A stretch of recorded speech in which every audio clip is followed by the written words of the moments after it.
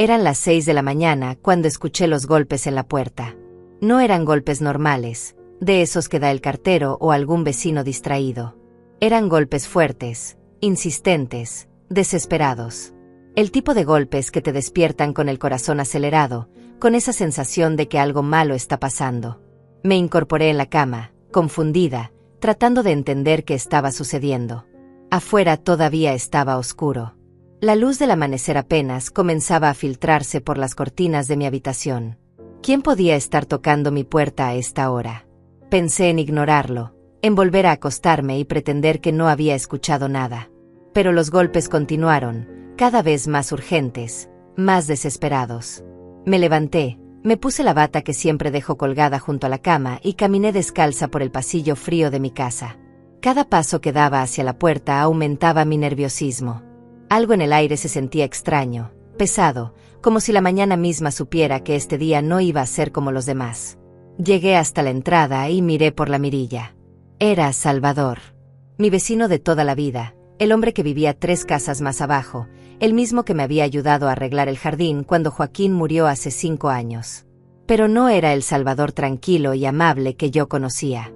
Su rostro estaba pálido, desencajado. Tenía los ojos muy abiertos, llenos de algo que reconocí de inmediato: miedo. Miedo genuino, profundo, del tipo que no se puede fingir. Abrí la puerta despacio, apenas lo suficiente para verlo mejor. Él dio un paso adelante, casi tropezando con sus propias palabras. Marisol, escúchame bien. No salgas de casa hoy. Por favor, confía en mí. No salgas por ningún motivo. Su voz temblaba. Salvador nunca temblaba.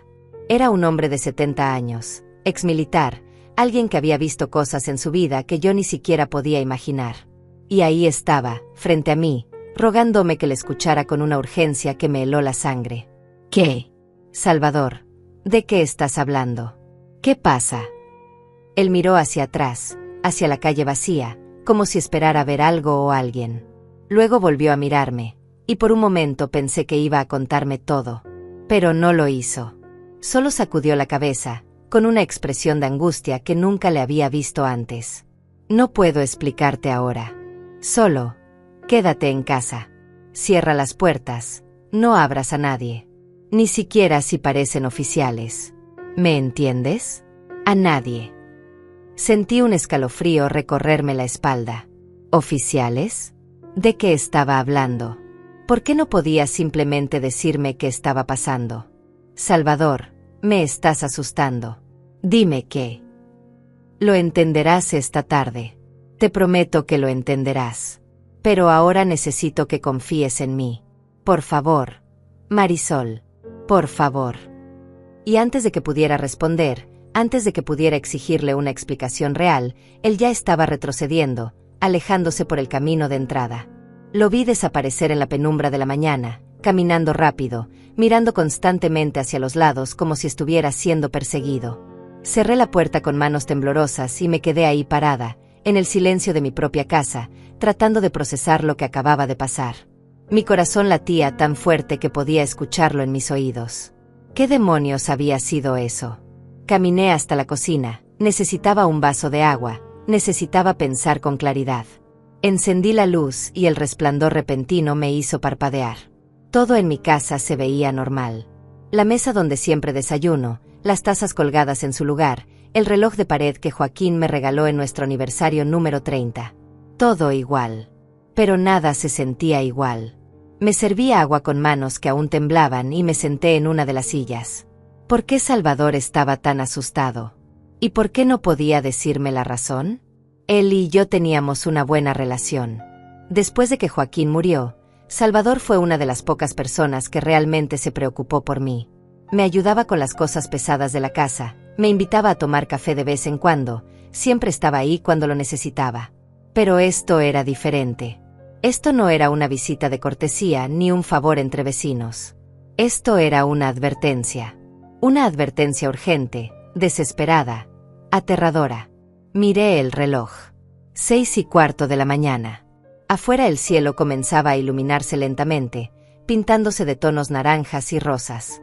Cualquier otro día, yo estaría preparándome para salir. Los martes siempre iba al centro comunitario a ayudar con el programa de lectura para niños. Era algo que había comenzado a hacer después de quedarme viuda, una forma de llenar las horas, de sentirme útil, de no quedarme sola en esta casa llena de recuerdos. Pero hoy Salvador me había dicho que no saliera, que me quedara encerrada. ¿Por qué? ¿Qué podía ser tan peligroso allá afuera que él sintiera la necesidad de venir a mi casa a las 6 de la mañana para advertirme? Intenté racionalizar. Tal vez había escuchado algo en las noticias. Tal vez había una alerta de seguridad en el vecindario. Pero entonces, ¿por qué no me lo dijo directamente? ¿Por qué todo ese misterio? ¿Y por qué me dijo que no abriera ni siquiera si parecían oficiales? Esa parte me inquietaba más que todo lo demás. ¿Oficiales de qué? ¿Policía? ¿Gobierno? ¿Qué tipo de situación requiere que uno desconfíe de las autoridades? Me levanté y caminé hasta la ventana de la sala. Corrí apenas una esquina de la cortina y miré hacia afuera. La calle estaba vacía y tranquila. Los árboles se mecían suavemente con la brisa de la mañana. Todo parecía perfectamente normal. Demasiado normal, quizás. Entonces lo vi. Un auto. Estacionado al final de la calle, justo en la esquina. Un sedán gris, con los vidrios polarizados. No era de nadie del vecindario, de eso estaba segura.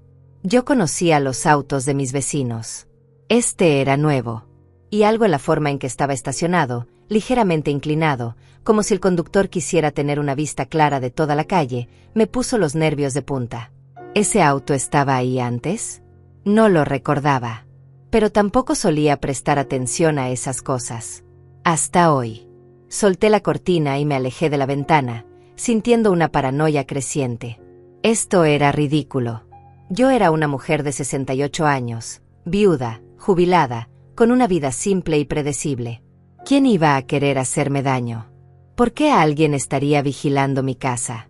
Pero la mirada de Salvador seguía grabada en mi mente. El miedo en sus ojos era real. Y Salvador no era un hombre que se asustara fácilmente. Volví a la cocina y esta vez me preparé un café. Necesitaba cafeína, necesitaba despertarme completamente y pensar esto con claridad. Mientras el agua hervía, saqué mi teléfono. Tal vez debería llamar a alguien. ¿Pero a quién?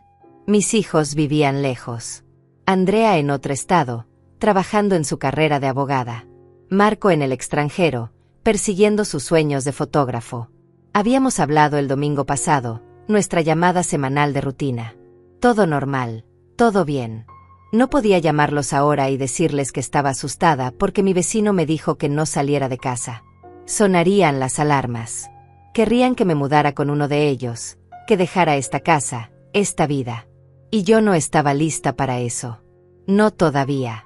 El café estuvo listo y me senté de nuevo en la mesa, mirando fijamente la taza humeante. ¿Qué se suponía que hiciera? ¿Quedarme aquí sentada todo el día esperando a que pasara? ¿Qué exactamente? Salvador dijo que lo entendería por la tarde. ¿Qué iba a pasar por la tarde? Tomé un sorbo de café, quemándome apenas la lengua. El dolor me trajo de vuelta a la realidad. Necesitaba calmarme. Tal vez estaba exagerando. Tal vez Salvador había tenido una pesadilla o estaba pasando por algo personal y no quería preocuparme con los detalles. Tal vez. El teléfono sonó. Me sobresalté tanto que casi tiro el café. Mi corazón volvió a acelerarse. Miré la pantalla. Número desconocido. Dudé por un momento, con el dedo suspendido sobre el botón de responder. ¿Y si era parte de lo que Salvador me había advertido?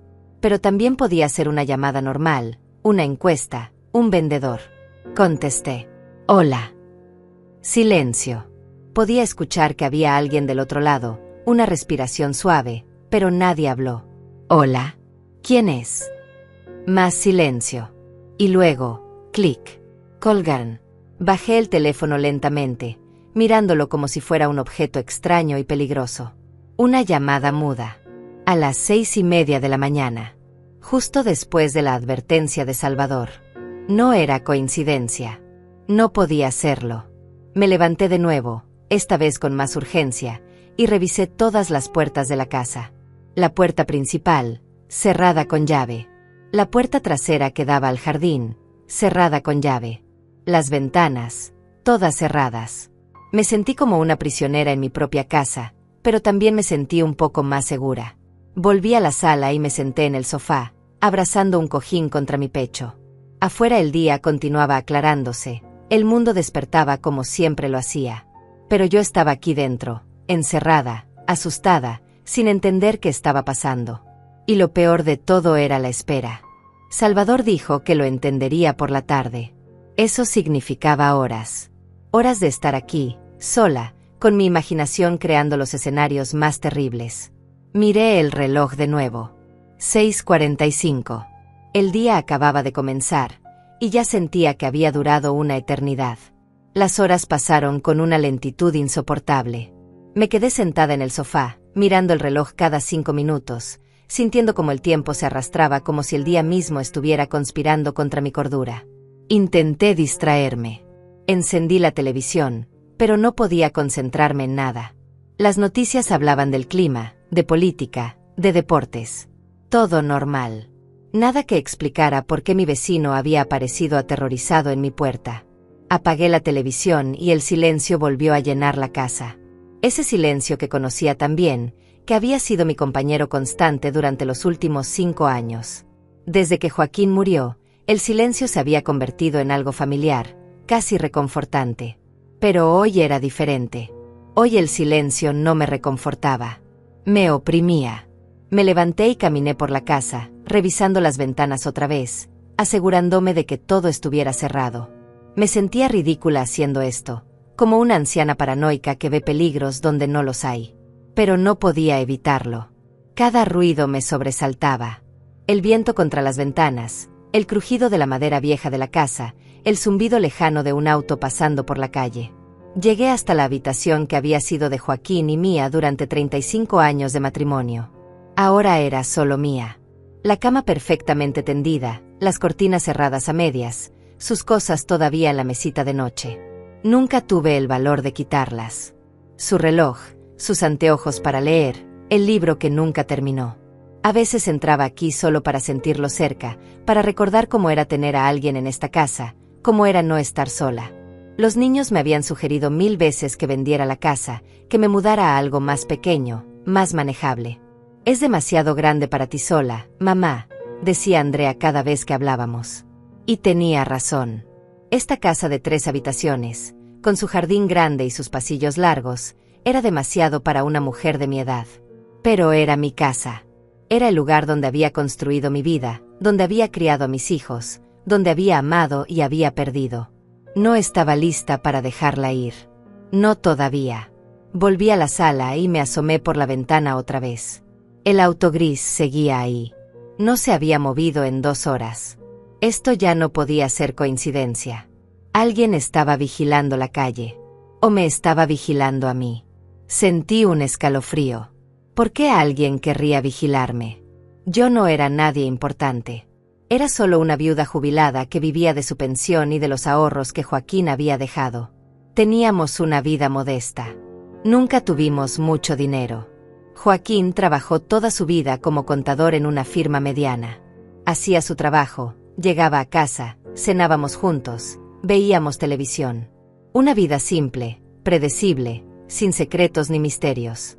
O eso era lo que yo pensaba. Me alejé de la ventana y fui a la cocina. Necesitaba comer algo, aunque no tenía hambre. Preparé un sándwich que apenas pude probar.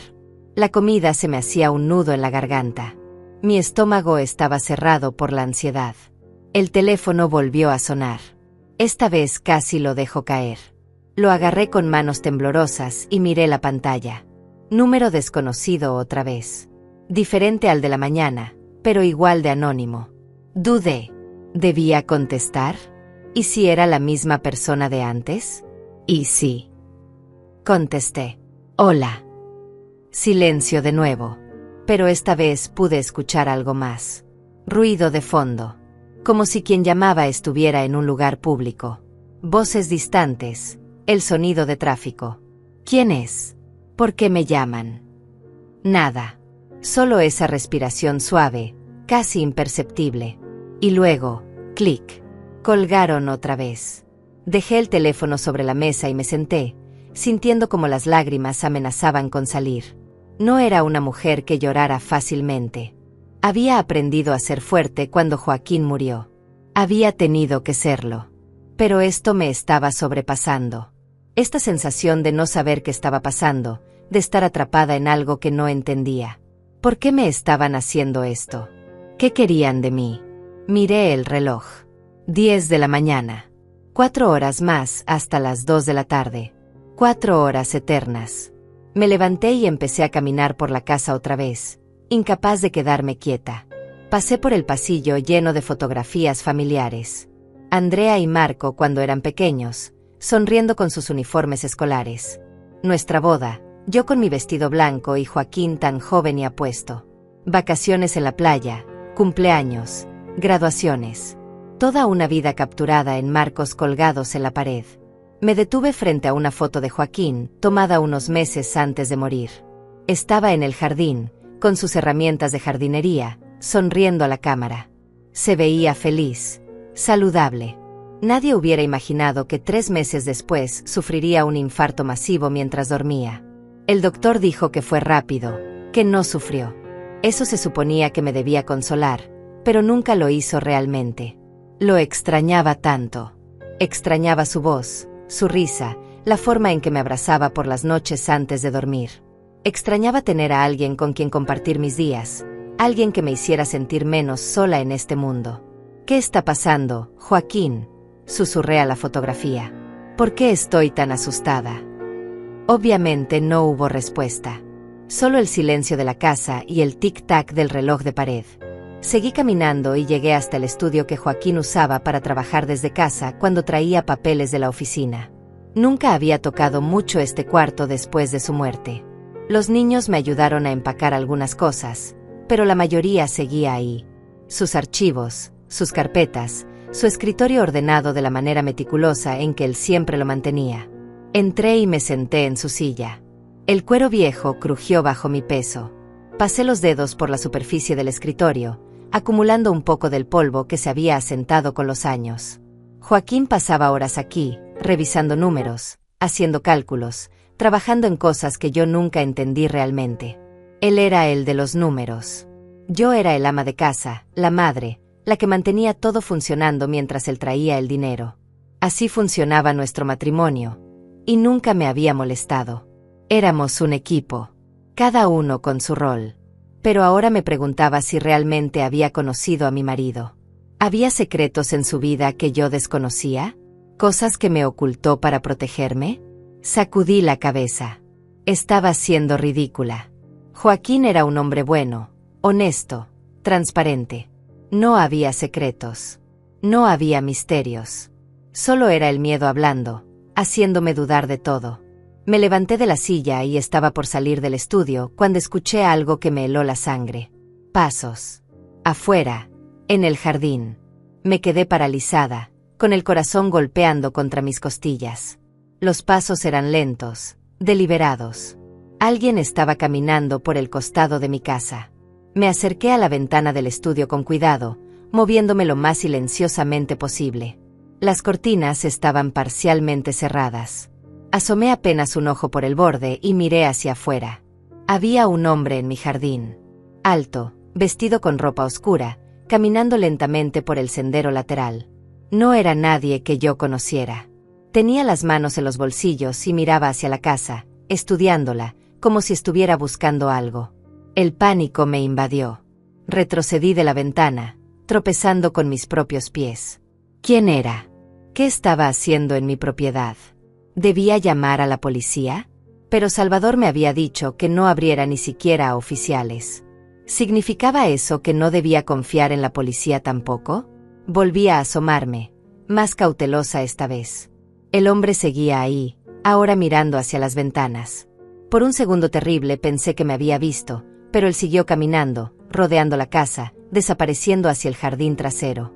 Corrí hacia la cocina, donde tenía vista al patio de atrás. Llegué justo a tiempo para verlo probar la manija de la puerta trasera. Mi puerta. Estaba tratando de entrar. Ahogué un grito. La puerta estaba cerrada con llave, gracias a Dios, pero él siguió intentando, empujando suavemente, probando si cedía. Retrocedí de la ventana, con las manos sobre la boca, tratando de controlar mi respiración. Esto no podía estar pasando. Esto no era real. Después de lo que pareció una eternidad, los pasos se alejaron. Volví a mirar. El hombre se había ido, desapareciendo por el mismo lugar por donde había llegado. Me dejé caer en una silla de la cocina, temblando de pies a cabeza. Alguien había intentado entrar a mi casa. Alguien estaba vigilándome, siguiéndome, probando mis puertas. Salvador tenía razón. Algo terrible estaba pasando. Miré el reloj con ojos llenos de lágrimas. 11:30 de la mañana. Todavía faltaban 2 horas y media. ¿Cuánto más podría soportar esto? Agarré mi teléfono con manos temblorosas y escribí un mensaje a Salvador. Alguien estuvo en mi jardín. Intentó abrir mi puerta. Tengo miedo. ¿Qué está pasando? Envié el mensaje y esperé, mirando la pantalla con desesperación. Los minutos pasaron. 1, 2, 5. No hubo respuesta. Por favor, Salvador, contéstame. Nada. El silencio de mi casa ahora era ensordecedor. Cada sombra parecía moverse. Cada sonido era una amenaza. Me sentía como un animal acorralado, esperando el momento en que el depredador finalmente atacara. Y lo peor era que ni siquiera sabía quién era el depredador, ni por qué me había elegido a mí. El teléfono sonó a las 12 en punto de la tarde. Exactamente a las 2, como si quien llamara hubiera estado esperando ese momento preciso. Esta vez no era un número desconocido. En la pantalla decía simplemente, Departamento de Policía. Mi corazón dio un vuelco. Con manos temblorosas, deslicé el dedo para contestar. Hola. Señora Marisol Herrera. Era una voz masculina, oficial, seria. Sí, soy yo. Señora Herrera, habla el detective Alberto Ruiz del Departamento de Policía. Necesito que mantenga la calma y escuche lo que voy a decirle. El tono de su voz hizo que se me revolviera el estómago. Algo malo había pasado. Algo muy malo. ¿Qué sucede? Señora, ¿dónde se encuentra usted en este momento? La pregunta me desconcertó. ¿Por qué necesitaba saber dónde estaba? Estoy en mi casa. ¿Por qué? ¿Qué pasa? Hubo una pausa del otro lado. Podía escuchar voces de fondo, movimiento, como si el detective estuviera en medio de algo importante. Señora Herrera, necesito que me confirme algo. Usted estuvo esta mañana en el Centro Comunitario San Rafael. Me quedé helada. El Centro Comunitario San Rafael era exactamente donde yo iba todos los martes a las 9 de la mañana. Donde se suponía que debía estar hoy. ¿Dónde habría estado si Salvador no me hubiera advertido que me quedara en casa? No, respondí, sintiendo como mi voz temblaba. No, estuve aquí en mi casa toda la mañana. ¿Por qué? Otra pausa. Esta vez más larga. Cuando el detective volvió a hablar, su tono era diferente. Más cauteloso. Más preocupado. Señora, esta mañana a las 9:20 hubo un incidente en el centro comunitario. Un incidente grave. Y tenemos múltiples testimonios de personas que aseguran haberla visto a usted allí. Sentí como si el suelo se abriera bajo mis pies. ¿Qué? No, eso es imposible. Yo no estuve ahí. Le estoy diciendo que estuve en mi casa toda la mañana. Lo entiendo, señora, pero necesito que comprenda la gravedad de la situación. Hay testigos que la identificaron. Incluso hay grabaciones de las cámaras de seguridad del centro. Eso no puede ser. Tiene que ser un error. Yo no salí de mi casa. Señora Herrera, ¿hay alguien que pueda corroborar que usted estuvo en su casa esta mañana? ¿Algún familiar? ¿Algún vecino? Pensé en Salvador, pero él me había advertido específicamente que no abriera la puerta a nadie. ¿Eso incluía a la policía? Y además, él no había contestado mi mensaje. No tenía forma de probar dónde había estado. Yo estuve sola, pero le juro que no salí. ¿Qué incidente? ¿Qué pasó? El detective suspiró del otro lado de la línea. Preferiría no dar detalles por teléfono. Señora, necesito que venga a la estación para que podamos aclarar esto. ¿Ir a la estación? Estoy siendo acusada de algo. No estoy diciendo eso, señora. Solo necesitamos que venga a dar su declaración y ayudarnos a entender qué sucedió. Esto es muy serio. Mi mente era un caos de pensamientos contradictorios. Salvador me había dicho que no saliera, que no abriera ni siquiera a oficiales. Pero ahora la policía me estaba pidiendo que fuera a la estación. ¿Qué se suponía que debía hacer? Necesito tiempo para procesarlo. Puedo ir más tarde. Señora Herrera, realmente necesito que venga ahora. Si usted no estuvo en el centro como dice, entonces tenemos un problema mucho más grande. Alguien está usando su identidad. Las palabras cayeron sobre mí como piedras. Alguien está usando mi identidad. ¿Qué significaba eso? ¿Alguien se estaba haciendo pasar por mí? ¿Por qué? No entiendo nada de esto. ¿Cómo es posible que alguien? Por eso necesitamos que venga, señora. Para resolver esto. Puedo enviar una patrulla a recogerla si lo prefiere. No. La palabra salió más fuerte de lo que pretendía. No, yo. Déjeme pensar. Necesito un momento. Señora, si no viene voluntariamente, tendré que... Colgué.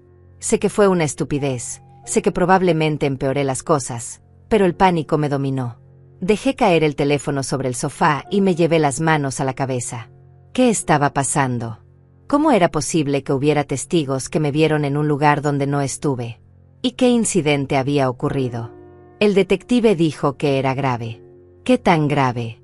El teléfono volvió a sonar inmediatamente. Otra vez el departamento de policía. No contesté. Siguió sonando 1, 2, 3 veces, hasta que finalmente dejó de sonar. Me levanté y empecé a caminar de un lado a otro de la sala, tratando de pensar, de encontrarle sentido a todo esto. Alguien se había hecho pasar por mí. Alguien que sabía exactamente dónde iba yo los martes por la mañana. Alguien que conocía mi rutina. Y había ocurrido algo. Algo lo suficientemente grave como para que la policía me llamara. Algo que ahora me estaban culpando a mí. Corrí hasta la ventana y miré hacia afuera. El auto gris ya no estaba. En su lugar, ahora había una patrulla policial estacionada al final de la calle. 2 oficiales estaban dentro, mirando hacia mi casa. El miedo se convirtió en terror puro. Me alejé de la ventana, con el corazón latiendo tan fuerte que pensé que iba a desmayarme. Esto era real. Todo era real. No estaba paranoica. No estaba exagerando. Algo terrible estaba sucediendo y yo estaba en el centro de todo. Agarré mi teléfono otra vez y volví a escribirle a Salvador, esta vez con más desesperación. La policía me llamó. Dicen que me vieron en el centro comunitario. Que pasó algo grave. Hay una patrulla afuera de mi casa. Salvador, por favor, necesito que me ayudes. Necesito que me expliques qué está pasando. Envié el mensaje y esperé, mirando la pantalla con lágrimas corriendo por mis mejillas. Esta vez la respuesta llegó casi inmediatamente. No abras la puerta.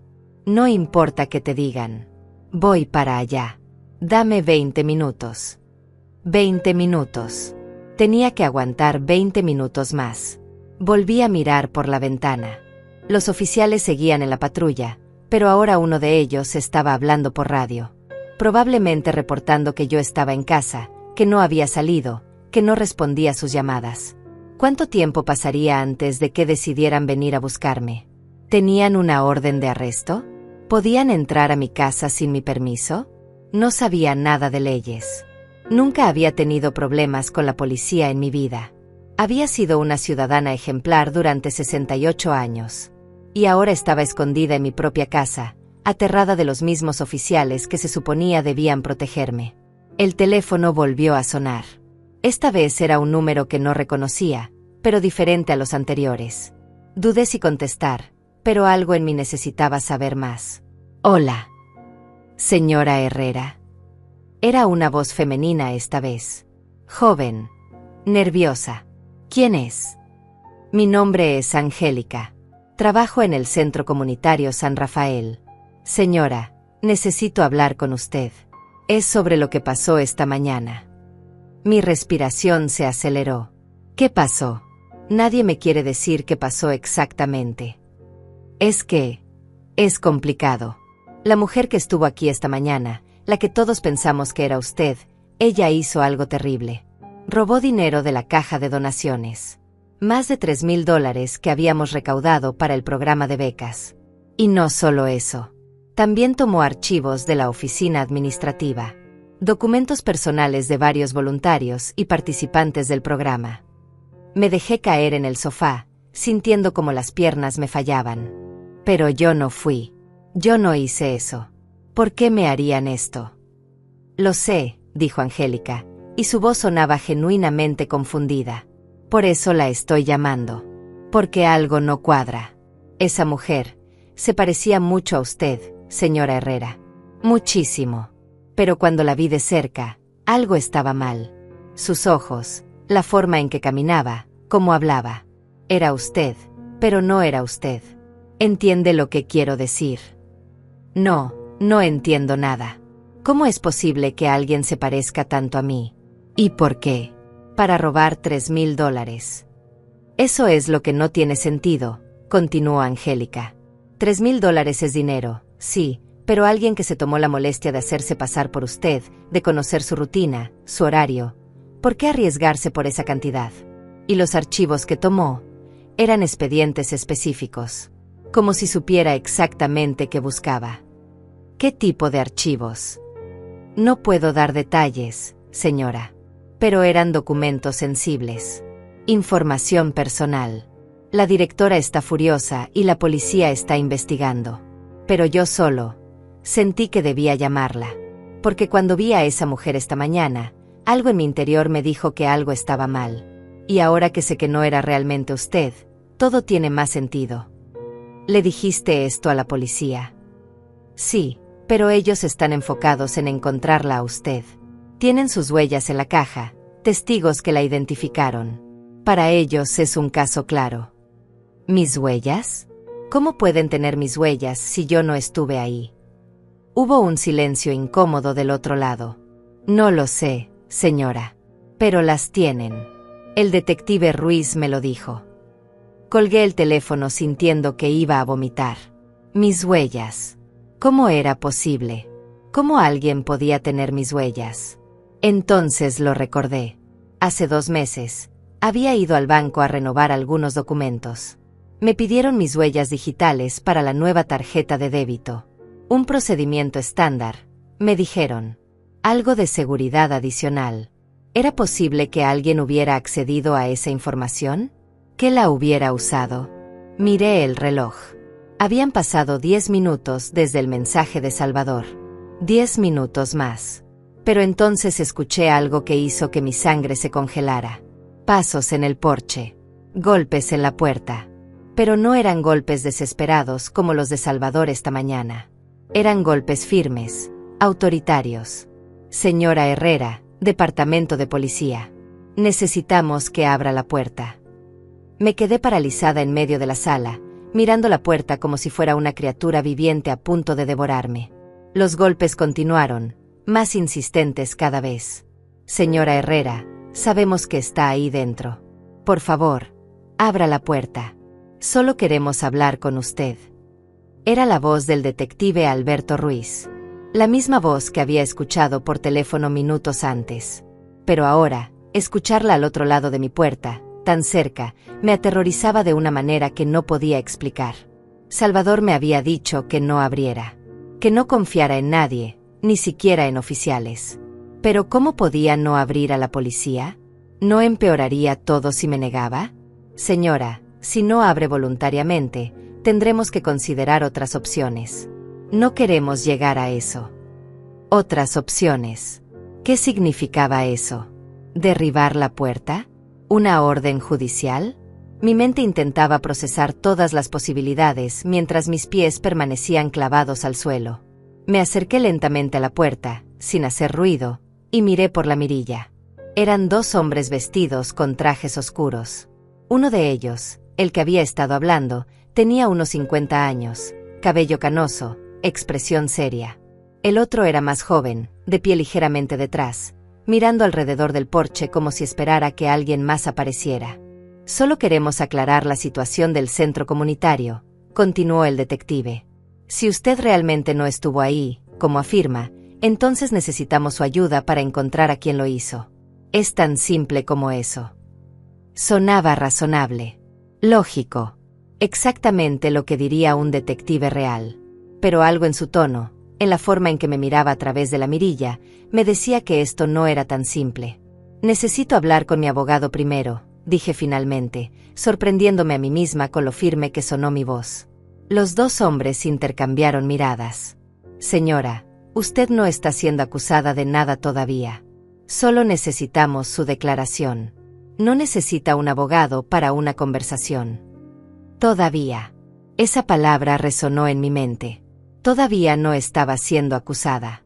Pero lo estaría pronto si no cooperaba. De todas formas, prefiero esperar. El detective suspiró, y por un momento pensé que se irían. Pero entonces sacó algo de su bolsillo. Una fotografía. ¿Puede al menos ver esto, señora Herrera? La acercó a la mirilla. Era una imagen de cámara de seguridad, granulada y en blanco y negro, pero clara. Mostraba a una mujer entrando al centro comunitario. Una mujer que se parecía exactamente a mí. Mi corazón se detuvo. Era como mirarme en un espejo. La misma estatura, el mismo corte de cabello, la misma forma de caminar. Incluso llevaba ropa similar a la que yo habría usado, pantalones beige y una blusa clara con un suéter encima. ¿Esa es usted, señora Herrera? No podía responder. Estaba demasiado impactada. ¿Quién era esa mujer? ¿Cómo era posible que se pareciera tanto a mí? Tiene su rostro, su constitución, su forma de vestir. Los empleados del centro la reconocieron inmediatamente. Incluso la llamaron por su nombre, y ella respondió. Me está diciendo que tiene una gemela de la que nadie sabe. No tengo hermanos, susurré, aunque no estaba segura de si me habían escuchado. El detective guardó la fotografía y su expresión se endureció. Señora Herrera, esto no va a desaparecer. Cuanto más tiempo pase sin que coopere, peor se verá para usted. Le sugiero que reconsidere su decisión. Ya les dije que yo no estuve ahí. No sé quién es esa mujer, pero no soy yo. Entonces ayúdenos a demostrarlo. Venga con nosotros, de su declaración, permítanos tomar sus huellas para comparar. Ya tienen mis huellas, interrumpí. Me dijeron que las encontraron en la escena. Otro intercambio de miradas entre los dos hombres. El más joven se acercó y susurró algo al oído del detective. Ruiz asintió lentamente. Es cierto, las tenemos. Lo cual hace que su insistencia en que no estuvo ahí sea aún más difícil de creer. ¿Entiende la situación en la que se está poniendo? Sí, la entendía. Entendía perfectamente que alguien había planeado esto con mucho cuidado. Alguien que sabía dónde iba yo, cómo me vestía, cómo hablaba. Alguien que de alguna manera había conseguido mis huellas. Esto no era un robo al azar. Era una operación calculada. ¿Pero por qué? ¿Por qué yo? Voy a darle 5 minutos para que abra esta puerta, señora Herrera, dijo el detective, y ahora su voz tenía un tono amenazante. 5 minutos. Después de eso, vamos a tener que tomar medidas más drásticas. Se alejaron del porche y volvieron hacia la patrulla que seguía estacionada en la calle. Los vi hablar entre ellos, uno de ellos haciendo una llamada por su radio. Me alejé de la puerta con las piernas temblando. ¿Dónde estaba Salvador? Habían pasado ya 15 minutos. Necesitaba que llegara ya, que me explicara qué demonios estaba pasando. Volví a la ventana de la sala y observé. Los dos hombres seguían junto a la patrulla, esperando. El más joven miraba constantemente su reloj. El detective Ruiz hablaba por teléfono, gesticulando con las manos como si estuviera argumentando con alguien. Entonces vi otro auto acercándose por la calle. Un sedán negro, más nuevo que los demás autos del vecindario. Se estacionó detrás de la patrulla y de él bajó una mujer.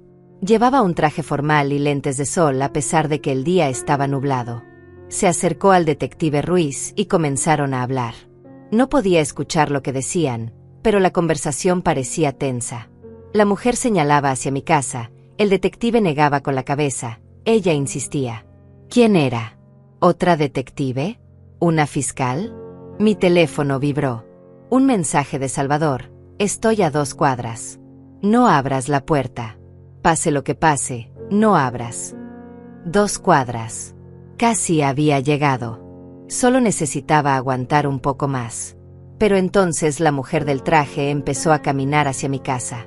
No hacia la puerta principal, sino hacia el costado, el mismo camino que había tomado el hombre de ropa oscura esta mañana. Desapareció de mi vista. Corrí hacia la cocina para ver qué estaba haciendo. La vi caminando por el jardín lateral, mirando hacia las ventanas, estudiando la casa. Llegó hasta la puerta trasera y, para mi horror, sacó algo de su bolso. Una pequeña herramienta metálica. Estaba tratando de forzar la cerradura.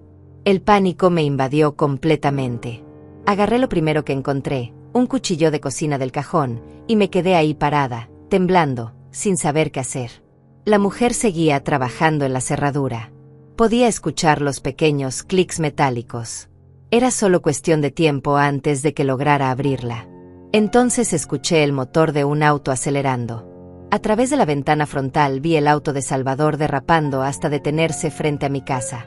Él saltó del vehículo y corrió hacia el detective Ruiz, gritando algo que no pude escuchar. Los 2 hombres se enfrentaron. Salvador gesticulaba violentamente, señalando hacia mi casa, hacia los oficiales. El detective intentaba calmarlo, pero Salvador no se detenía. Y en ese momento, escuché el clic definitivo de la cerradura trasera abriéndose. La puerta se abrió lentamente y la mujer del traje entró a mi cocina, quitándose los lentes de sol. Cuando vi su rostro claramente, sentí que el mundo se detenía. Tenía mi cara. No se parecía a mí. Era exactamente yo. Cada arruga, cada marca, cada detalle.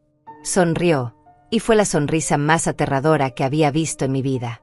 «Hola, Marisol», dijo con mi propia voz.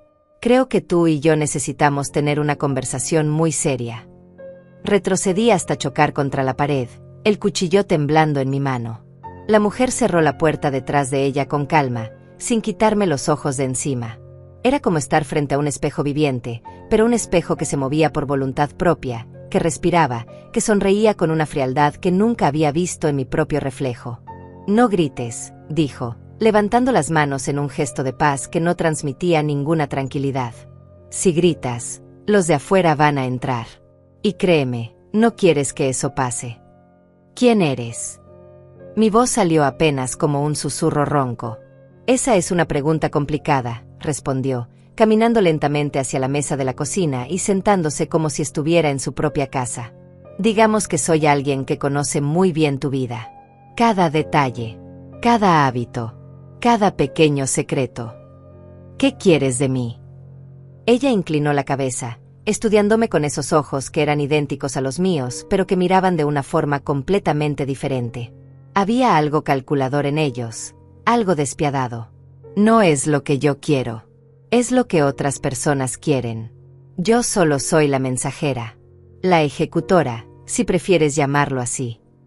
No entiendo nada de lo que dices». «Lo sé. Y esa es precisamente la razón por la que estamos en esta situación. Tu ignorancia. Marisol. Tu bendita y conveniente ignorancia sobre quién era realmente tu marido». La mención de Joaquín hizo que algo dentro de mí se rompiera. La furia reemplazó al miedo por un momento. «No te atrevas a hablar de él. No sabes nada sobre mi marido». Ella se rió, y el sonido era perturbador viniendo de mi propia cara. «¿Que no sé nada? Ay, Marisol.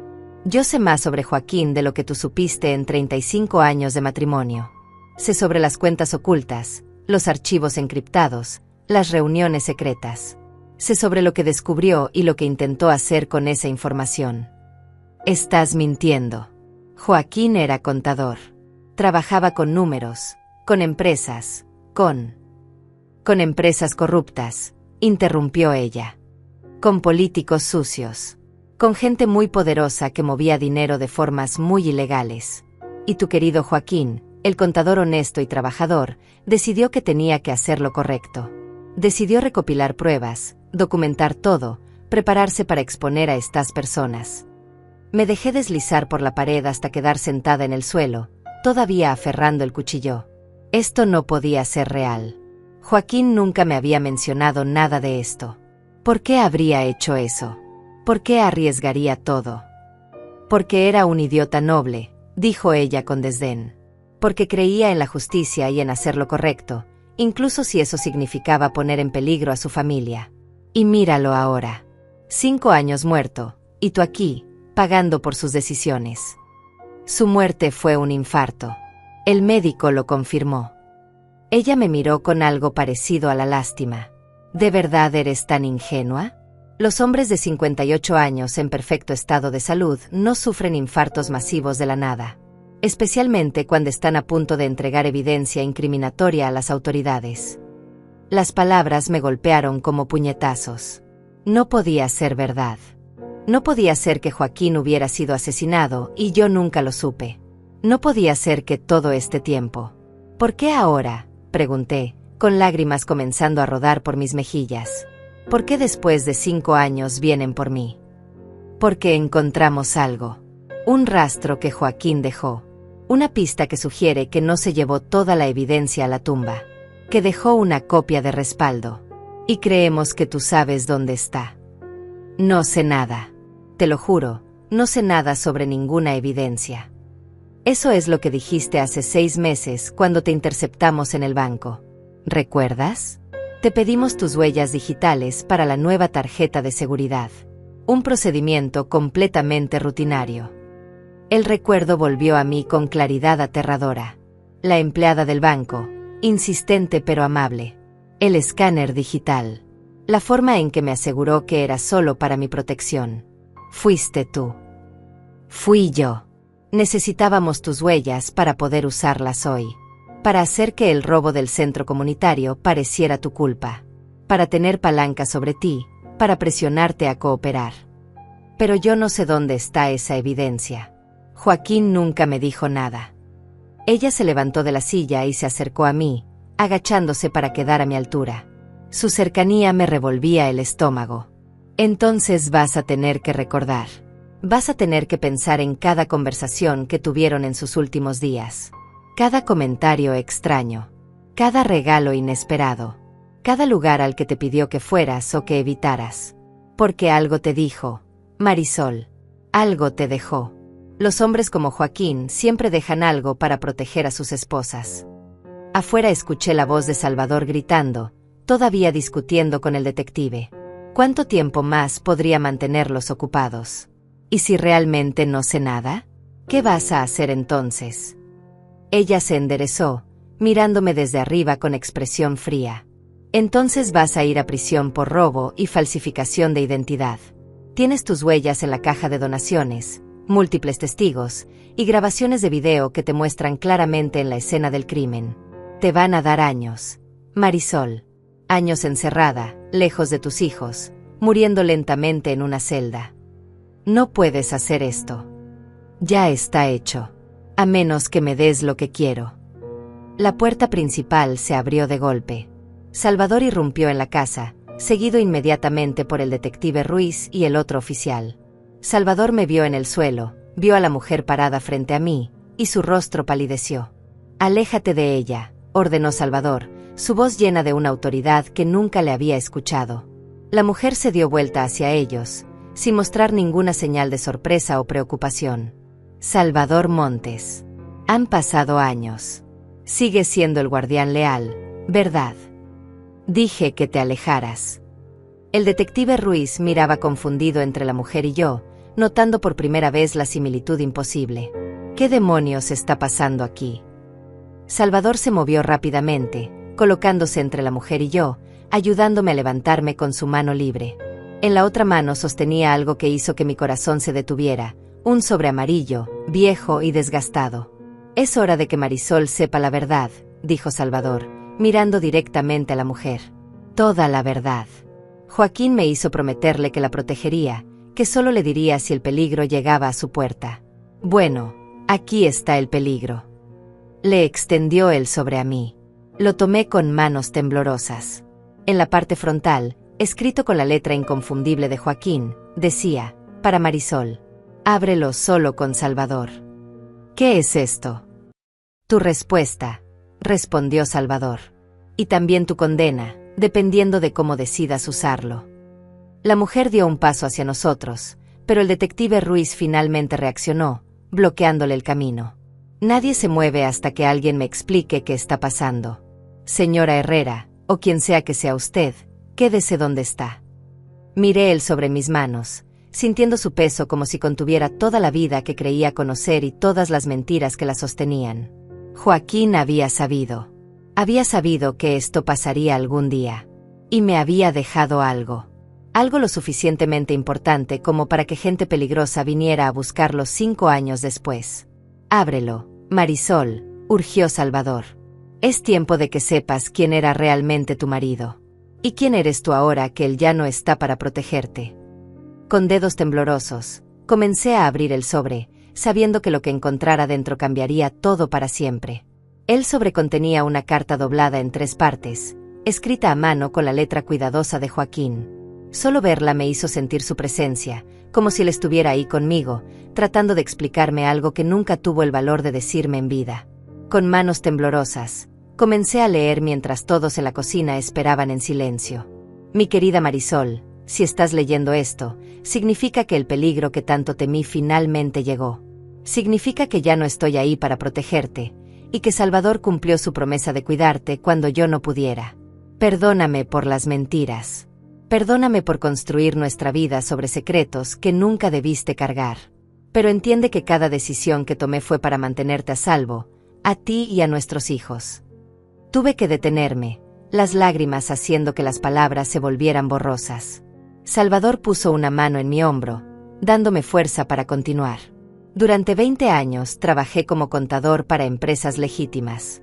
Pero hace 8 años, uno de mis clientes me pidió que revisara ciertas cuentas de una compañía de construcción. Lo que encontré fue mucho más grande de lo que imaginaba. Un esquema masivo de lavado de dinero que involucraba a políticos de alto nivel, jueces, empresarios influyentes. Estaban moviendo millones de dólares a través de proyectos falsos, contratos inflados, fondos públicos desviados. Mi respiración se entrecortó. Joaquín había descubierto una red de corrupción. ¿Por qué nunca me lo dijo? Al principio intenté ignorarlo, Marisol. Quise fingir que no había visto nada. Pero no podía. No podía dormir sabiendo que esa gente estaba robando dinero que debía ir a hospitales, escuelas, programas sociales. Dinero que podría haber salvado vidas. Así que empecé a guardar copias. Documentos, transferencias, correos electrónicos. Todo lo que probaba su culpabilidad. La mujer que tenía mi rostro dejó escapar una risa amarga desde donde el detective la mantenía vigilada. Tu noble esposo. Tan valiente. Tan estúpido. Salvador le lanzó una mirada asesina, pero no dijo nada. Yo continué leyendo. Contacté a un periodista de investigación llamado Alonso Vargas. Planeábamos hacer pública toda la información. Pero alguien nos descubrió. Alonso murió en un supuesto accidente automovilístico 2 semanas antes de que pudiéramos publicar. Entonces supe que vendrían por mí también. Así que tomé precauciones. Escondí toda la evidencia en un lugar seguro. Un lugar que solo tú podrías encontrar, Marisol, porque está conectado con un recuerdo que solo nosotros compartimos. Mi corazón latía con fuerza. ¿Qué recuerdo? ¿De qué estaba hablando? Recuerda nuestro aniversario número 25. El viaje que hicimos, el lugar donde renovamos nuestros votos. La pequeña caja que enterramos bajo el árbol, con nuestras promesas escritas dentro. Ahí está todo, mi amor. Cada documento, cada prueba, cada nombre. Están esperando por alguien lo suficientemente valiente para usarlos.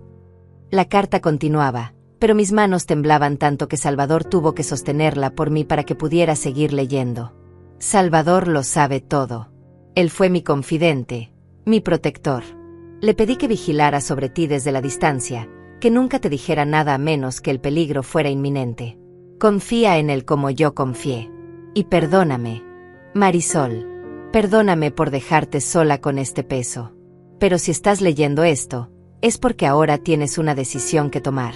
Puedes entregar la evidencia y completar lo que yo comencé, arriesgando tu propia seguridad. O puedes destruirla y vivir el resto de tu vida en paz, aunque esa paz esté construida sobre el silencio. No te juzgaré por cualquier decisión que tomes. Solo sé que te amo, que siempre te amé, y que mi mayor arrepentimiento es no poder estar ahí para enfrentar esto contigo. Tuyo siempre, Joaquín. Dejé caer la carta, sintiendo como si me hubieran arrancado el corazón del pecho. Todo este tiempo. 5 años creyendo que había conocido a mi marido, cuando en realidad había estado viviendo con un extraño. Un extraño valiente y tonto que había decidido enfrentarse a personas poderosas sin siquiera decirme. Nuestro aniversario 25, susurré. Fuimos a la cabaña en las montañas. A 2 horas de aquí. Salvador asintió lentamente. La cabaña que rentaron por una semana. Donde renovaron sus votos bajo ese viejo roble. Los recuerdos volvieron con claridad dolorosa. Había sido uno de los momentos más hermosos de nuestro matrimonio. Joaquín había organizado todo, la cabaña pequeña pero acogedora, la ceremonia privada con solo nosotros dos, el árbol bajo el cual prometimos amarnos otros 25 años más. Habíamos escrito nuestras promesas en papeles y las enterramos en una pequeña caja de metal al pie del árbol, diciendo que algún día volveríamos a buscarlas. Nunca volvimos. 2 años después, Joaquín estaba muerto. Ahí están los documentos, dije, más para mí misma que para los demás. Enterrados bajo el árbol. La mujer con mi rostro se adelantó, pero el detective Ruiz la detuvo con firmeza. ¿Quién es usted?, le preguntó. Y no me mienta porque ya estoy harto de este circo. Ella lo miró con desprecio. Soy alguien contratada para recuperar algo que no le pertenece a esta familia. Algo que el señor Herrera robó de personas muy importantes. Él no robó nada, espeté, encontrando mi voz. Documentó crímenes. Hay una diferencia. Una diferencia que a él le costó la vida, respondió ella fríamente. Y que a ti te puede costar la tuya si no eres inteligente. Salvador se interpuso entre nosotras, su cuerpo tenso como un resorte. No vas a tocarla. Joaquín me hizo prometerlo y voy a cumplir mi palabra hasta mi último aliento.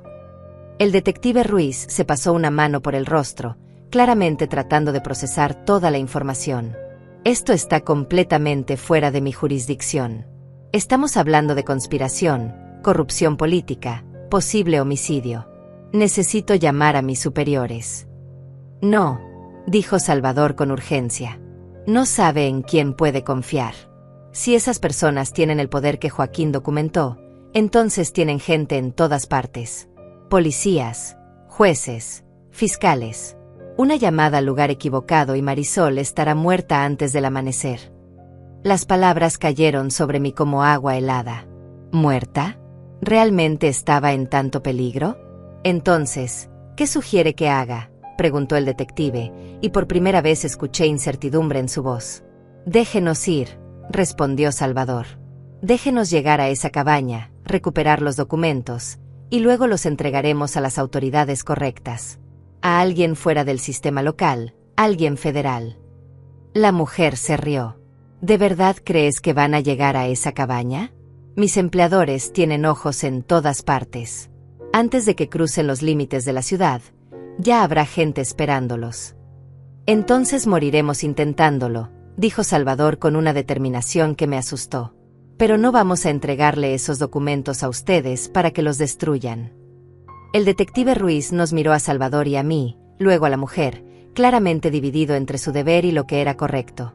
Si los dejo ir, estoy arriesgando mi carrera, posiblemente mi vida.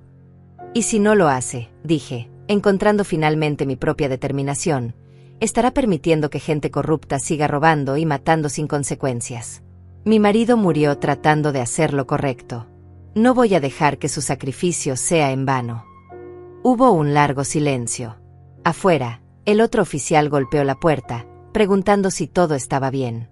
El detective Ruiz lo ignoró, su mente claramente trabajando a toda velocidad. Finalmente, suspiró profundamente. Tienen 2 horas de ventaja. Después de eso, tengo que reportar esto. Y que Dios nos ayude a todos. Salvador me agarró del brazo y me sacó de la casa por la puerta trasera mientras el detective Ruiz se quedaba atrás, bloqueando el camino de la mujer. Podía escucharla gritando, amenazando, pero sus palabras se desvanecieron mientras corríamos por el jardín lateral hacia el auto de Salvador estacionado en la calle. «Entra, rápido», ordenó, abriendo la puerta del pasajero. Me lancé adentro y él arrancó antes de que yo siquiera terminara de cerrar la puerta. Las llantas chirriaron contra el asfalto mientras aceleraba por la calle residencial. Mi corazón latía tan fuerte que pensé que se saldría de mi pecho. Miré por el espejo lateral y vi al detective Ruiz saliendo de mi casa, hablando urgentemente por su radio. La mujer con mi rostro apareció detrás de él, su expresión llena de furia. ¿Realmente crees que llegaremos a esa cabaña?, pregunté, mi voz quebrándose. Ella dijo que tienen gente por todas partes.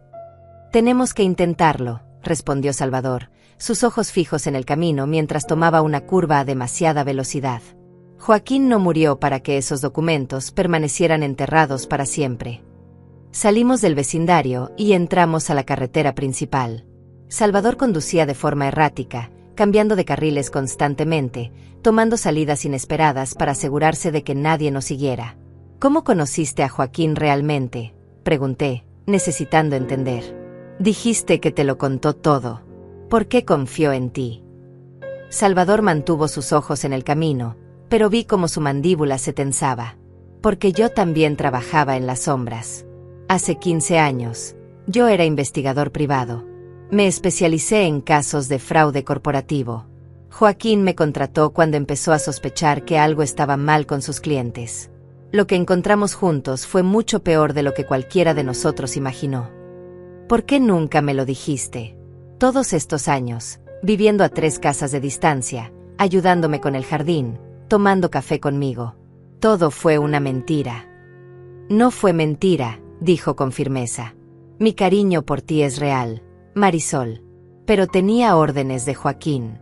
Solo debía revelarte la verdad si tu vida estaba en peligro. Y hasta hoy, no lo estaba. ¿Cómo supiste que hoy era el día? Porque llevo meses viendo movimientos extraños. Autos desconocidos en el vecindario. Gente vigilando tu casa. Alguien revisó tu basura la semana pasada. Sabía que se estaban preparando para algo. Cuando intercepté una conversación esta madrugada, supe que era hoy. Por eso fui a advertirte. Tomó otra salida de la carretera y entramos a una ruta secundaria menos transitada. El paisaje urbano comenzó a dar paso a colinas y árboles. La cabaña estaba en las montañas, lejos de la ciudad, en un lugar remoto que Joaquín había elegido precisamente por su privacidad. ¿Cuánto falta?, pregunté. 1:30 si nadie nos detiene. Pero no podemos tomar la ruta directa. Voy a dar vueltas, usar caminos secundarios. Nos tomará más tiempo, pero es más seguro. Miré por el espejo retrovisor. Por ahora, el camino detrás de nosotros estaba vacío. Pero sabía que no duraría. Esa mujer, quien quiera que fuera, no se rendiría tan fácilmente. ¿Quién es ella?, pregunté. ¿Cómo es posible que se parezca tanto a mí? Salvador cambió de marcha mientras subíamos por una colina empinada. Se llama Yolanda. Es una especialista. Estas organizaciones criminales las usan para infiltrarse, para suplantar identidades. Han perfeccionado técnicas de maquillaje protésico, cirugía menor, entrenamiento de voz. Probablemente te ha estado estudiando durante meses. Cada gesto, cada expresión, cada forma de moverte. La idea me revolvió el estómago. Alguien había estado observándome, analizándome, preparándose para convertirse en mí. ¿Y el detective Ruiz? ¿Crees que realmente nos va a dar 2 horas? Espero que sí. Parecía un hombre honesto en un sistema corrupto. Pero no podemos confiar en nadie excepto en nosotros mismos. Continuamos conduciendo en silencio durante varios minutos. El paisaje se volvía cada vez más verde, más salvaje. Pasamos por pequeños pueblos donde la vida parecía moverse más lento, donde la gente no sabía nada sobre conspiraciones o documentos escondidos o mujeres que robaban identidades. ¿Alguna vez te arrepentiste?, pregunté de repente. ¿De ayudar a Joaquín? Si no lo hubieras hecho, tal vez seguiría vivo.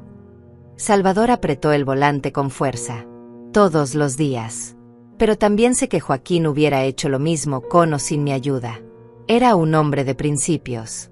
No podía quedarse de brazos cruzados mientras veía tanta corrupción. Y me dejó sola. Me dejó con esta carga. Te dejó la verdad. Y la elección de qué hacer con ella. Llegamos a un pequeño pueblo montañoso y Salvador se detuvo en una gasolinera. Necesitábamos combustible y también era una oportunidad para verificar si alguien nos seguía. «Quédate en el auto», dijo. «Mantén la cabeza baja». Mientras él llenaba el tanque, miré alrededor nerviosamente. Había pocas personas, un camionero viejo tomando café, una familia con niños comprando snacks. Todo parecía normal, demasiado normal. Salvador pagó rápidamente y volvió al auto. Pero antes de arrancar, miró su teléfono y su rostro palideció. «¿Qué pasa?». Me mostró la pantalla. Era un mensaje de texto de un número desconocido. Contenía solo una fotografía, la cabaña de las montañas. Nuestra cabaña. Y debajo, un mensaje corto. «Los estamos esperando».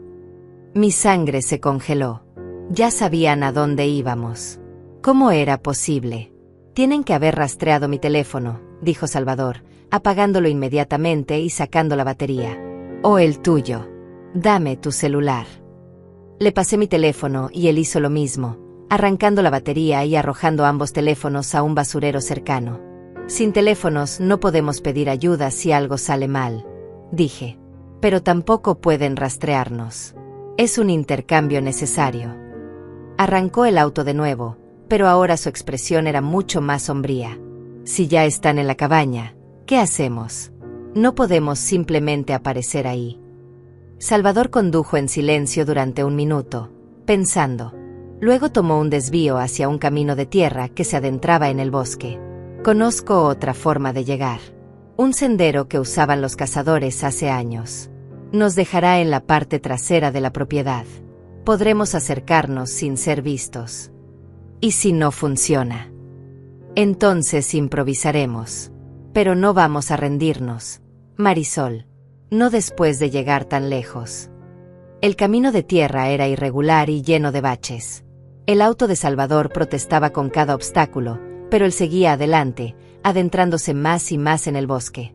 La luz del sol se filtraba apenas entre las copas de los árboles, creando sombras largas y ominosas. «¿Cuándo fue la última vez que viniste por aquí?», pregunté, aferrándome al asiento mientras el auto saltaba sobre una roca. «Hace años. Solía venir a cazar con mi padre. Espero que el sendero siga siendo transitable». No parecía muy transitable, pero Salvador se negaba a detenerse. Finalmente, después de 20 minutos tortuosos, llegamos a un pequeño claro. Él estacionó el auto detrás de unos arbustos densos, ocultándolo lo mejor que pudo. «Desde aquí vamos a pie. Son unos 20 minutos de caminata hasta la cabaña». Salimos del auto y el silencio del bosque nos envolvió. Solo se escuchaba el viento entre las hojas y el canto lejano de algunos pájaros. Salvador abrió la cajuela y sacó una mochila pequeña que contenía linternas, agua y algo que hizo que mi corazón se detuviera, un arma. «¿De verdad crees que será necesaria?», pregunté, señalando la pistola que él guardaba en su cinturón. «Espero que no. Pero Joaquín me hizo prometerle que te protegería sin importar qué.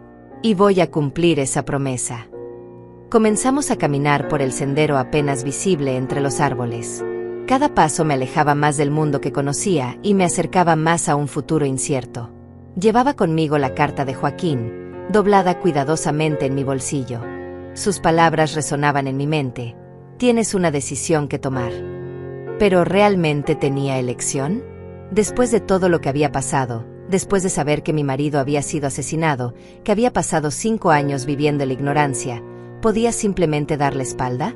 No, ya no. Joaquín había comenzado esto, pero yo iba a terminarlo. «Ahí está», susurró Salvador, señalando entre los árboles. Podía ver la cabaña a la distancia. Y tal como el mensaje había advertido, había 2 autos estacionados afuera. No estábamos solos. Nos agachamos detrás de un tronco caído, observando la cabaña desde nuestra posición oculta. Los 2 autos estacionados afuera eran SUVs negros con vidrios polarizados. No podía ver cuántas personas había dentro de la cabaña, pero sabía que no estaban ahí para darnos la bienvenida. «El árbol está del otro lado», susurré a Salvador. «Detrás de la cabaña, cerca del pequeño arroyo». Él estudió el terreno, calculando distancias y ángulos. «Si nos movemos por la izquierda, siguiendo la línea de árboles, Podemos llegar sin que nos vean desde las ventanas. Pero tenemos que ser silenciosos. Un solo ruido y sabrán que estamos aquí. ¿Y si ya saben? Si están esperando exactamente que hagamos esto. Es un riesgo que tenemos que correr. Comenzamos a movernos lentamente, agachados, usando los árboles y arbustos como cobertura. Cada rama que crujía bajo nuestros pies me hacía contener la respiración. El corazón me latía tan fuerte que estaba segura de que podían escucharlo desde la cabaña. Tomó casi 10 minutos recorrer lo que normalmente habría sido un trayecto de 2 minutos. Pero finalmente llegamos a la parte trasera de la propiedad. Y ahí estaba, el viejo roble bajo el cual Joaquín y yo habíamos renovado nuestros votos 25 años atrás. Se veía más viejo ahora, más nudoso, pero seguía siendo majestuoso. Sus raíces se extendían por el suelo como venas antiguas. En algún lugar bajo esas raíces estaba la caja que habíamos enterrado. La caja que ahora contenía mucho más que nuestras promesas de amor. ¿Recuerdas exactamente dónde la enterraron?, preguntó Salvador en voz apenas audible. Cerré los ojos, tratando de recordar. Habíamos estado parados frente al árbol, Joaquín cavando con una pequeña pala. Yo sostenía la caja de metal. Él había elegido un lugar entre 2 raíces grandes, del lado que daba al arroyo. Ahí, señalé, entre esas 2 raíces. Salvador sacó una pequeña pala plegable de su mochila y comenzó a cavar cuidadosamente, tratando de hacer el menor ruido posible. La tierra estaba más compacta de lo que esperábamos. Años de lluvia y crecimiento de raíces habían sellado el lugar como una tumba. Cada movimiento de la pala me ponía más nerviosa. ¿Cuánto tiempo pasaría antes de que alguien saliera de la cabaña? ¿Antes de que nos descubrieran? Después de lo que pareció una eternidad, la pala de Salvador golpeó algo metálico. Ambos nos quedamos helados, escuchando si alguien había oído el sonido. Nada. Solo el susurro del viento y el murmullo del arroyo cercano. Salvador removió la tierra con las manos, revelando lentamente una caja de metal oxidada. Era más grande de lo que recordaba. Joaquín había reemplazado nuestra pequeña caja de promesas con algo mucho más sustancial. La sacó del agujero con cuidado. Estaba sellada con una cerradura de combinación. Salvador me miró. ¿Tienes idea de cuál podría ser la combinación? Pensé rápidamente. Joaquín siempre usaba fechas significativas para sus contraseñas y combinaciones. Nuestra fecha de boda, los cumpleaños de los niños. Pero esto era diferente. Esto era algo que solo yo debía poder abrir. Entonces lo supe. La fecha de nuestro aniversario 25, cuando enterramos la caja original. 2-7-0-8-97. Giré la rueda con dedos temblorosos. 27 de agosto de 97. La cerradura hizo clic y se abrió. Dentro había documentos. Muchos documentos. Carpetas llenas de papeles, memorias USB, discos duros externos. Joaquín había documentado todo meticulosamente. Nombres, fechas, cantidades, transferencias bancarias. Era una enciclopedia completa de corrupción. Dios mío, susurró Salvador, hojeando rápidamente algunos papeles. Esto es más grande de lo que pensábamos. Hay políticos a nivel nacional aquí, jueces de la Corte Suprema, empresarios que controlan industrias enteras. ¿Cuánto dinero?, pregunté. Cientos de millones de dólares. Tal vez más. Décadas de robo sistemático del erario público. De repente escuchamos voces. Venían de la cabaña. Salvador cerró rápidamente la caja y la metió en su mochila. Tenemos que irnos. Ahora. Comenzamos a retroceder hacia la línea de árboles, pero entonces la puerta trasera de la cabaña se abrió. 2 hombres salieron, ambos armados, comenzando a recorrer el perímetro. No nos movamos, susurró Salvador. Si nos movemos, nos verán. Nos quedamos congelados detrás de un arbusto denso, apenas respirando. Uno de los hombres caminaba directamente hacia nosotros. 30 metros. 20. 10. Salvador puso su mano sobre la pistola en su cinturón. Yo cerré los ojos, rezando en silencio. El hombre se detuvo a apenas 5 metros de nuestra posición. Sacó un cigarrillo y lo encendió, mirando hacia el bosque. Por un momento terrible pensé que nos había visto. Pero entonces su radio crepitó. Algo por ahí atrás. Era la voz de Yolanda, la mujer con mi rostro. Nada. Solo árboles. Tal vez no vienen después de todo. Vendrán. No tienen otra opción. Mantengan los ojos abiertos. El hombre dio otra fumada a su cigarrillo, tiró la colilla y regresó hacia la cabaña. Salvador y yo esperamos otros 30 segundos antes de atrevernos a movernos. Vamos, susurró. Lento y silencioso. Comenzamos a retroceder, paso a paso, alejándonos de la cabaña. Pero yo sabía que esto no había terminado. Ellos controlarían todos los caminos de salida. Nos estarían esperando. Salvador, susurré cuando estábamos lo suficientemente lejos. No podemos simplemente irnos. Van a seguirnos. Van a perseguirnos hasta conseguir esos documentos. Lo sé. Por eso no vamos a huir. Me miró con una determinación que me asustó. Vamos a terminar esto aquí y ahora. Joaquín tenía contactos. Gente en la que confiaba. Antes de tirar los teléfonos, envié un mensaje a uno de ellos. Un fiscal federal que Joaquín conocía, alguien que está fuera del sistema corrupto. Le di estas coordenadas. Debería estar llegando con refuerzos en menos de 30 minutos. ¿30 minutos? Salvador, no podemos resistir 30 minutos contra gente armada. No tenemos que resistir. Solo tenemos que no ser encontrados. Regresamos al auto, pero en lugar de irnos, Salvador sacó más cosas de la cajuela. Bengalas, una cuerda, un cuchillo de caza. ¿Qué estás haciendo? Preparándome. Si nos encuentran antes de que lleguen los federales, necesito asegurarme de que estos documentos no caigan en manos equivocadas. Abrió la caja otra vez y sacó una de las memorias USB. Me la entregó. Guarda esto. Si algo me pasa, si nos separan, tú llevas esto a las autoridades. ¿Entiendes? No importa qué pase, esta memoria tiene que llegar a salvo. Tomé la pequeña memoria USB, sintiéndola pesada en mi mano a pesar de su tamaño diminuto. En este pequeño objeto estaba la vida y muerte de Joaquín. Su legado. Su verdad. Salvador, tengo miedo. Él puso sus manos en mis hombros, mirándome directamente a los ojos. Marisol, tu marido me hizo prometerle que te cuidaría. Pero ahora entiendo que no necesitas que te cuiden. Eres más fuerte de lo que crees. Joaquín lo sabía. Por eso te dejó esto a ti. Porque sabía que tendrías el coraje de hacer lo correcto cuando llegara el momento. Lágrimas rodaron por mis mejillas, pero las sequé con determinación. Tenía razón. Ya no era la viuda asustada escondida en su casa. Ya no era la mujer que vivía en la ignorancia. Ahora sabía la verdad. Y la verdad exigía acción.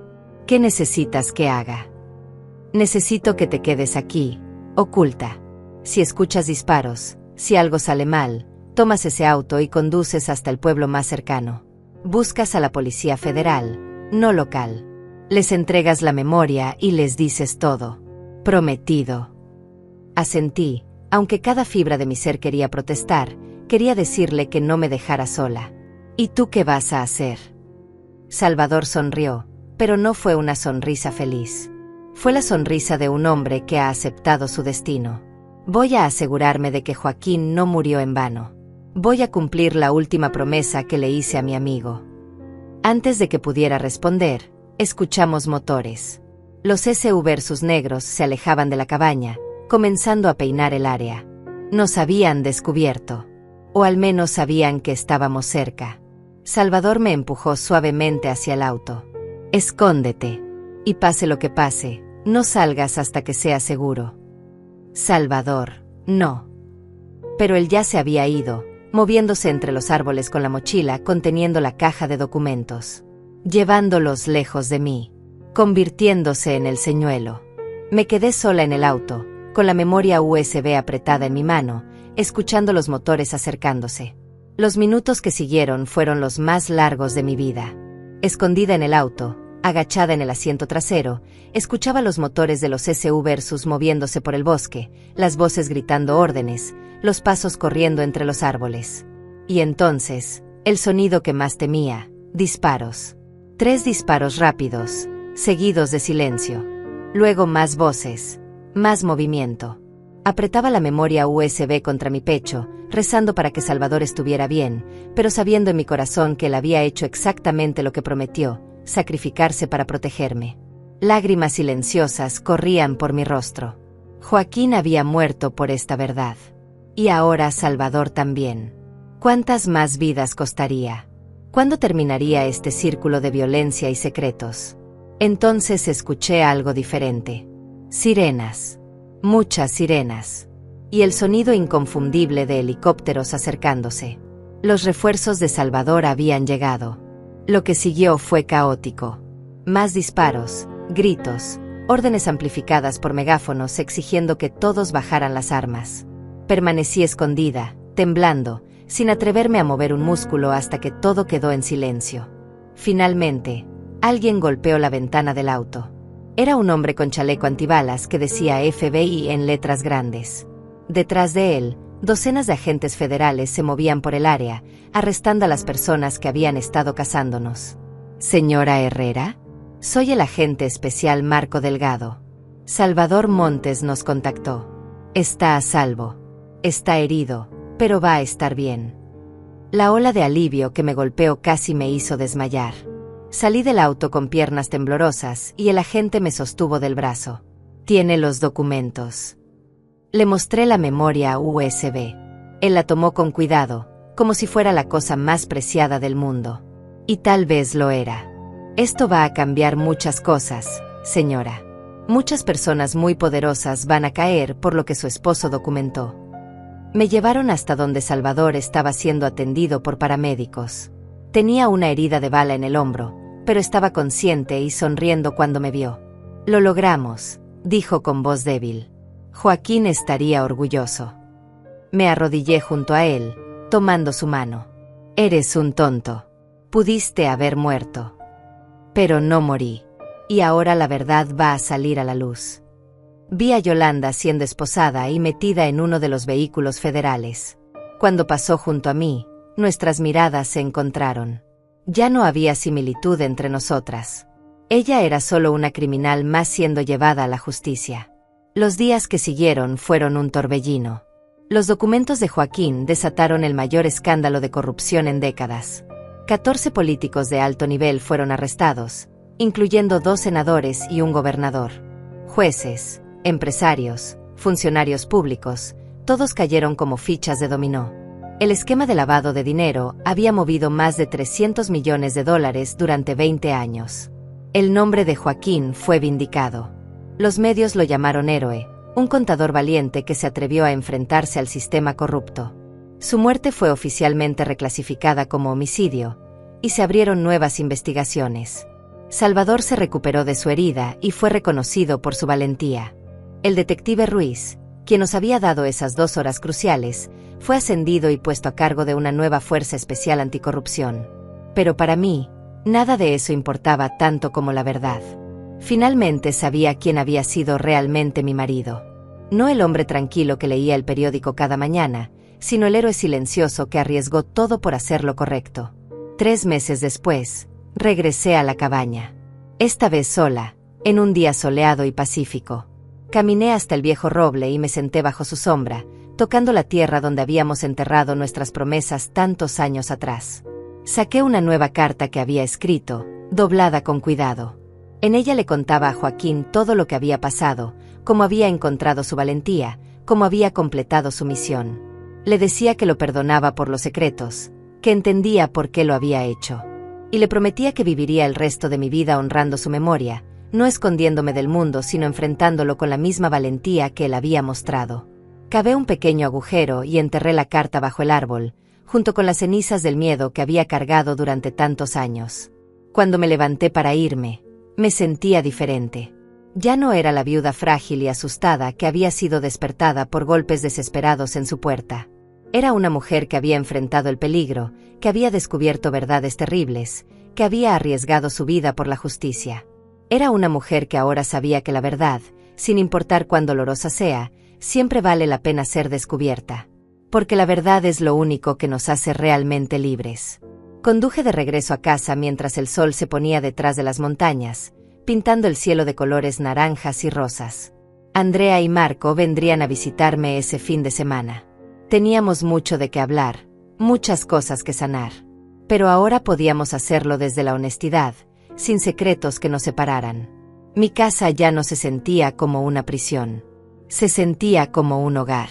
Un lugar donde había amado, donde había perdido, donde había descubierto mi propia fuerza.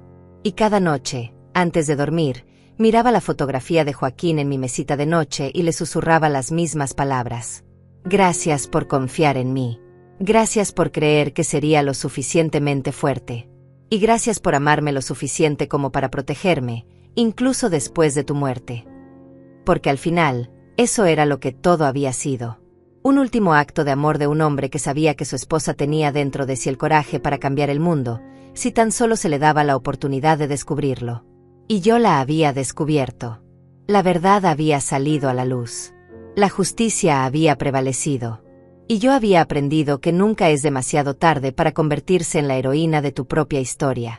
Esa mañana, cuando Salvador tocó mi puerta a las 6 de la madrugada con su advertencia desesperada, yo era solo una mujer asustada. Pero al final del día, me había convertido en algo mucho más grande. Me había convertido en alguien que se negó a vivir en la ignorancia, que eligió la verdad sobre la comodidad, que arriesgó todo por hacer lo correcto. Y esa, descubrí, era la lección más importante que Joaquín había querido enseñarme. No que debía estar protegida del mundo, sino que tenía la fuerza para enfrentarlo. Ahora, cada mañana cuando me despierto, miro por la ventana de mi habitación y veo un nuevo día lleno de posibilidades. Ya no tengo miedo de las sombras ni de los secretos. Porque he aprendido que la luz siempre encuentra la forma de brillar, sin importar cuánto intenten ocultarla. Y esa luz ahora vive en mí, guiándome hacia adelante, recordándome que soy más fuerte de lo que jamás imaginé. Que soy la guardiana del legado de Joaquín. Que soy una sobreviviente. Que soy una luchadora. Que soy Marisol Herrera, y mi historia no termina aquí. Apenas comienza.